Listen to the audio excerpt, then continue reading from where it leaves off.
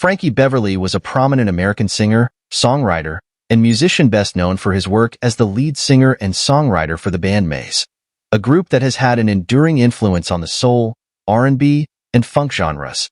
His smooth voice, combined with soulful lyrics, has resonated with audiences for decades, establishing him as a key figure in the world of contemporary music.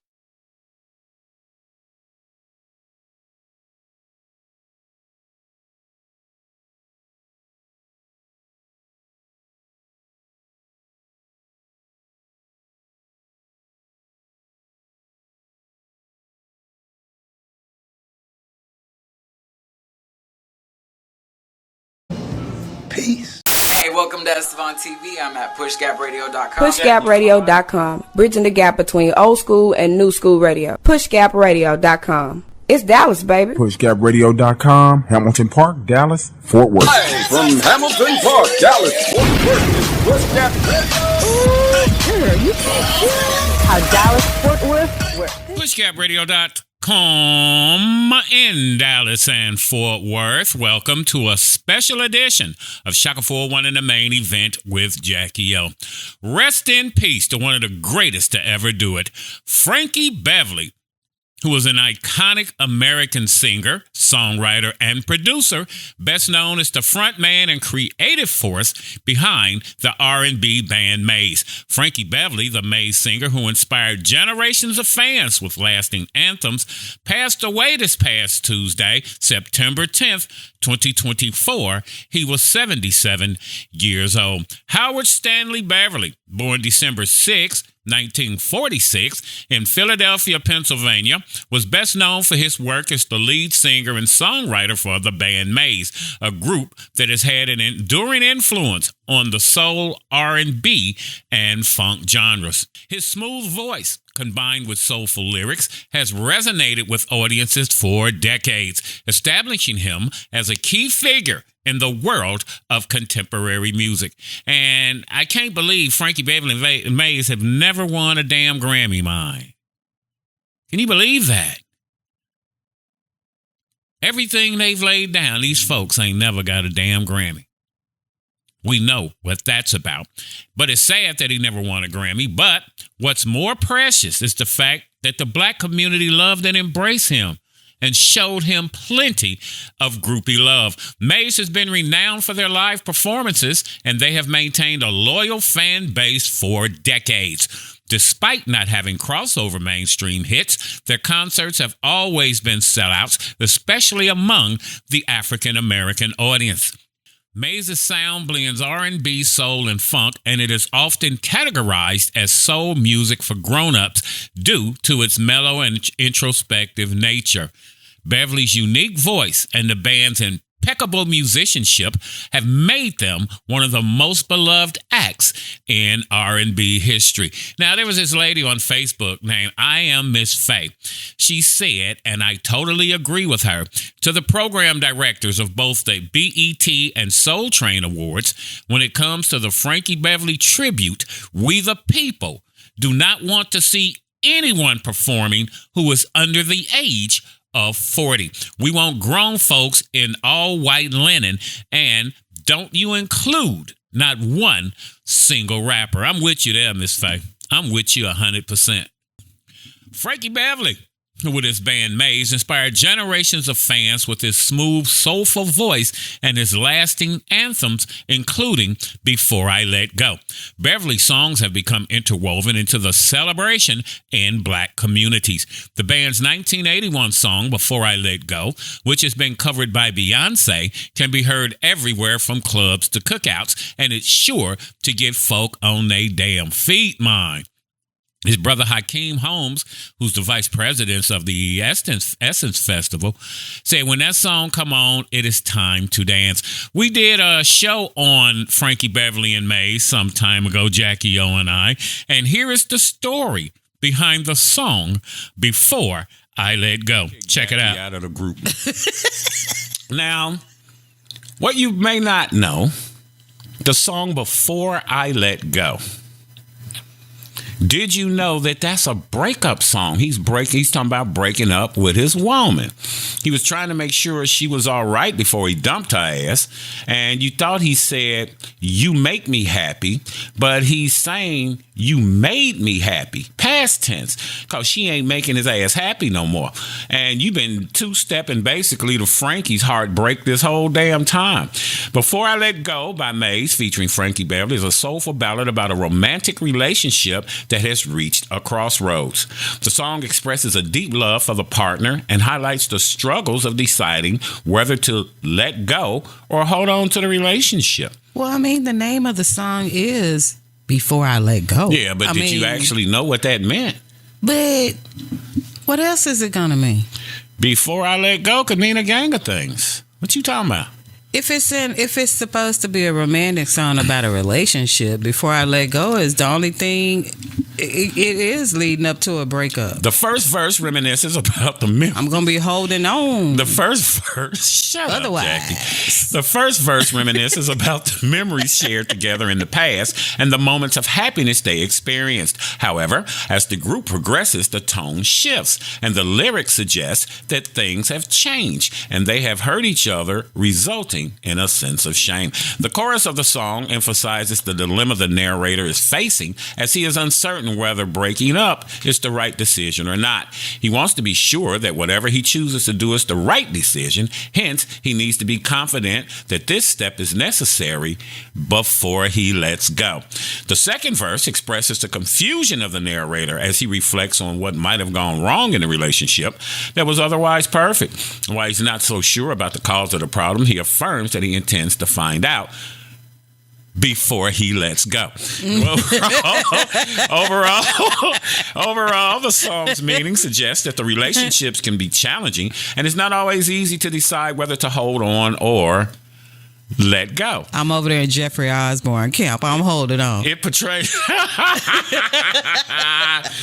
portrays a sense of thoughtfulness and the need to be careful consideration. The need for careful consideration before making decisions about relationships and before you let go. Now, comment down in the comment section. If you knew Before I Let Go was a breakup song, go back and listen to the lyrics carefully, because it was the same thing with Isaac Hayes' song. About 3-4 years ago, I realized what he was talking about in his song By the Time I Get to Phoenix. The song was about by the time I get to Phoenix, she'll be waking. The song is about he left a note on his girl's pillow in California. Mm-hmm. And he was telling her why he was leaving her and why they had broke up. And that's why it says, by the time I get to Phoenix, she'll be waking and she'll see the letter. I know. It's a lot of songs like that. No, I know. That song, period. I've never heard of that song. By the time. It was a very popular song back in the 70s. I was a child in the 70s. Now, I do remember I Stand Accused. Yeah. And Shaft. That may have been off the same damn album. I don't know. Well, but yeah, that's what, if you have to go back to some things and really listen. Like Michael Jackson, Mama Say, Mama Sa, Mama Susa. Okay, what the hell is Mike talking about? Okay, so songs like Before I Let Go remain classics in black culture, often played at family reunions, weddings, and other significant gatherings. Beyonce again covered the song in 2019, further cementing its legacy. Maze became hugely successful in the late 1970s and 80s, known for their smooth, laid-back sound. Their debut album, Maze, featuring Frankie Beverly, came out in 1977. Produced hits like Happy Feelings and While I'm Alone.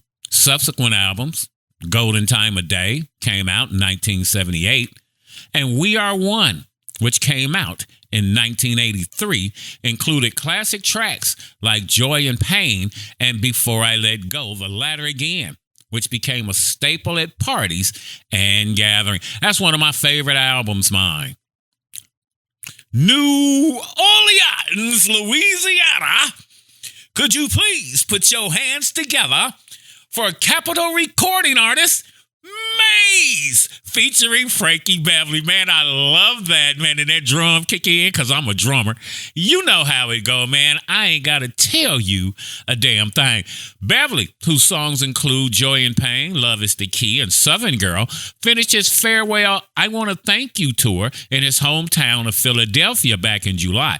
Now, he's supposed to came in October to Dallas, Texas. So I don't know what they're going to do with that, if you're going to get a refund or if you're going to have to keep your tickets and just go to see the band. That same month, the Essence Festival of Culture in New Orleans, Louisiana, included a special tribute to Beverly and Maze, who closed out the event for its first 15 years. Everywhere Frankie went was a sellout, mine. Everywhere Maze went. These folks hadn't put out an album in years and were still selling out. Who's doing that? Who is doing that? His performances at the festival, the Essence Festival, the nation's largest annual celebration of black culture, would turn the crowd into a sea of dancing fans, many wearing all white clothing like Beverly himself often donned. The festival's organizer said in a statement that Frankie Beverly's artistry wasn't just about sound, it was the very thread that stitched together our collective memories and moments of joy. His melodies will forever echo in our hearts and continue to inspire. Now, Mark Morrell, president of the National Urban League and former mayor of New Orleans, said that Maze's 1981 album Live in New Orleans cemented the city's relationship with Beverly. And again, one of my favorite albums. I bought the album when I was stationed over in Germany. It's when I got my paws on it. Mike's Gansenheim, Germany, baby, 1981. And even today, when I'm doing yard work or cleaning up or whatever, I always have on either Maze Live in New Orleans, or another one of my favorites is Earth, Wind & Fire Gratitude album, the live album. But yeah, I always run Frankie Beverly, mine, the whole damn album. You know, back in the day, we listened to the whole album. Moriel said he always sat in the front row for Maze's closeout show at the festival and remembers turning around and seeing a crowd that was joyful like a choir singing all the words with Beverly. Now, here's another video of that show that we did. And Jackie was talking about, well, you know, he don't sing no more. He don't sound the same no more. Of course, the man 112 years old. So we sing the song with him. Check it out. To the next show. Band members to perform with Frankie. Therefore, they started their own group. Because I remember when you had told me last year, you and I were talking about Frankie. I told you, don't do Frankie. And you were saying, well, he don't sound good. He don't sound good. Remember that time from work? Yeah. When I sent you that video? And you're right. Frankie sounds horrible. He's 77 years old now. In recent years, it's become tradition for audience to honor the group by dressing in all white attire, as the group has often worn during performing. I ain't never done that's that. Because and I done seen Frankie Beverly a gang of times. That's because these days they actually have to do the singing. Mm-hmm. Frankie will start out very strong, and then you could tell he gets tired. And when he gets tired, and correction, he's 76. He'll be 77 December 6th. Mm-hmm. But his voice gets tired, and then it sounds horrible. And I sent you that video, and I was like, you, man, Frankie, baby boy, it's about time to sit down. To hang it up. Because the audience sings with him.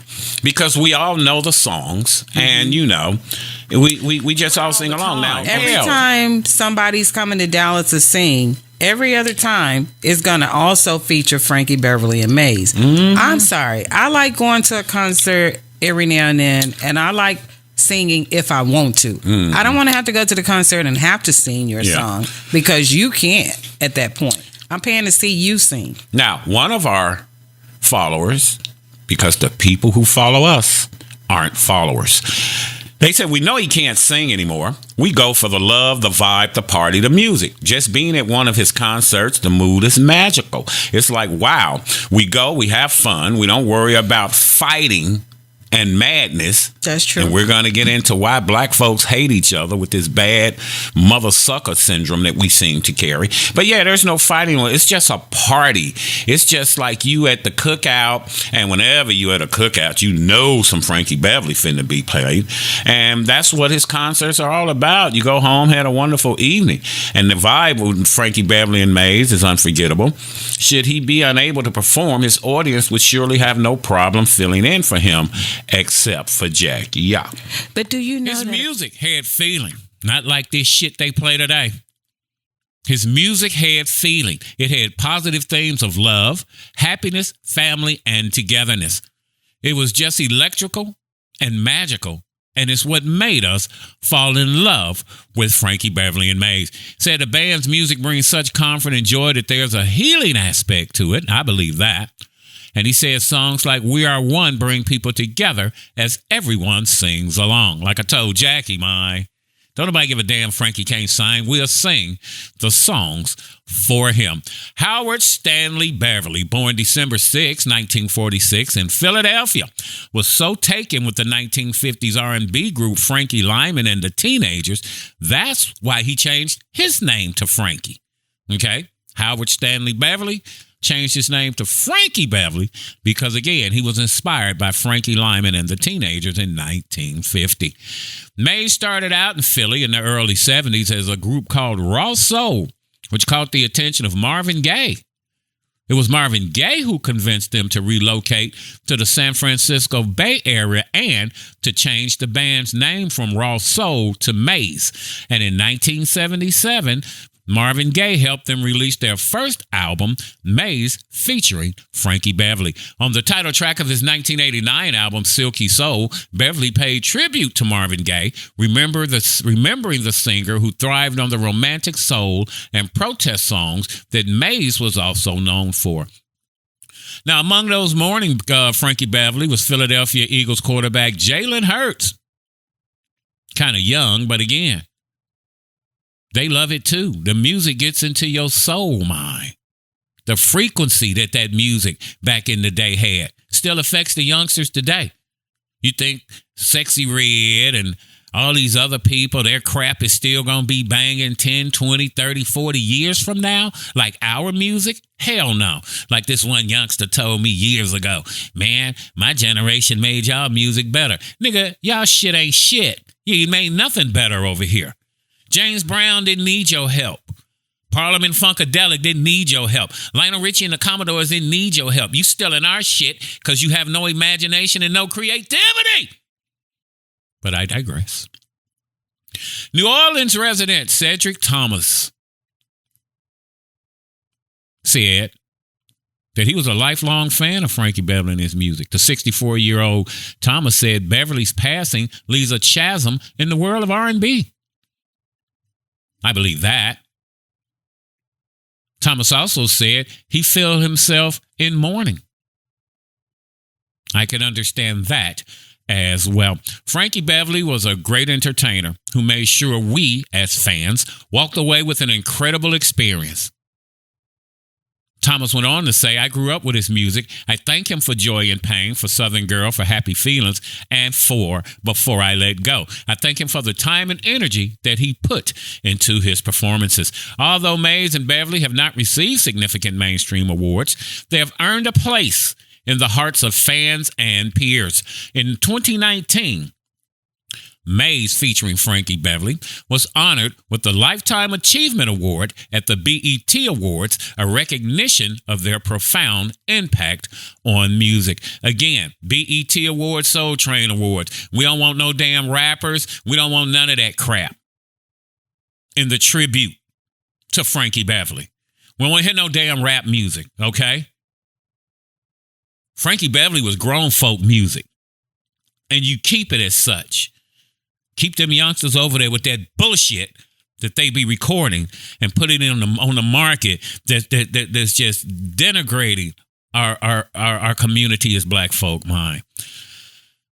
Frankie's family said in a post on the band's website and social media accounts that Frankie Beverly died this past Tuesday, September 10th of 2024. In the post, which asked for privacy, the family said he lived his life with a pure soul, as one would say, and for us, and no one did it better. The post did not say the cause of his death or where he died. Frankie Beverly continues to be cherished and an influential figure in the world of R&B and soul music with a legacy that transcends generations. And though he will be greatly missed, the music will live on. Rest in peace to one of the greats, Howard Stanley Beverly. Frankie Beverly, born December 6, 1946, and passed away Tuesday, September 10th of 2024. Frankie Beverly was 77 years old. Never average, never mediocre, online, on point, and on the money. Thank you for logging on to our special tribute to Frankie Beverly from the band of Frankie Beverly and Maze. Pray until something happens. God always provides. At PushGapRadios.com, the power is in the name. PushGapRadios.com. Don't knock the hustle, baby. Dallas, we're out. This Father's Day. Peace.